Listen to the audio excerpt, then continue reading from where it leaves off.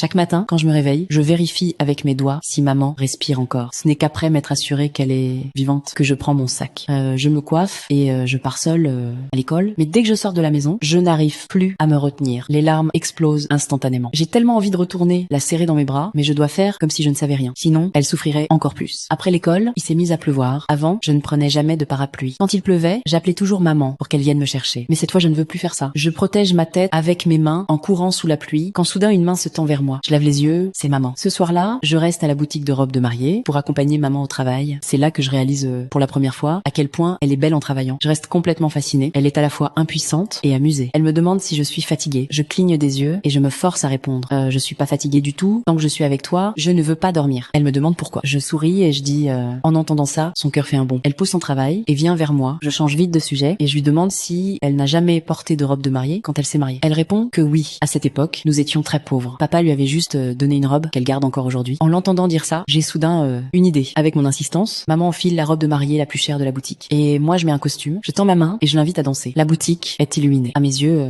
elle est la plus belle mariée du monde. Mais après ce court moment de bonheur, elle doit affronter la réalité. Tard dans la nuit, elle sort sa police d'assurance et son livret bancaire. Elle vérifie encore et encore les chiffres et les clauses pour s'assurer qu'après sa mort, l'argent ira bien jusqu'à moi. Depuis qu'elle a appris sa maladie, j'ai toujours peur qu'elle disparaisse d'un seul coup. Pour passer plus de temps avec moi, elle a emménagé dans ma chambre, mais la douleur physique empêche de dormir toute la nuit. Elle serre les dents et me réveille, me demande de chanter une berceuse. Je ne remarque rien d'anormal. Elle fredonne quelques notes doucement, puis s'arrête et attend que je continue. Mais après avoir attendu longtemps, elle ne répond plus. Je me lève vite pour vérifier. Ses yeux sont fermés. 20 minutes plus tard, elle a perdu connaissance. L'ambulance arrive. Je pars sans mettre mes chaussures avec ma tante dans l'ambulance.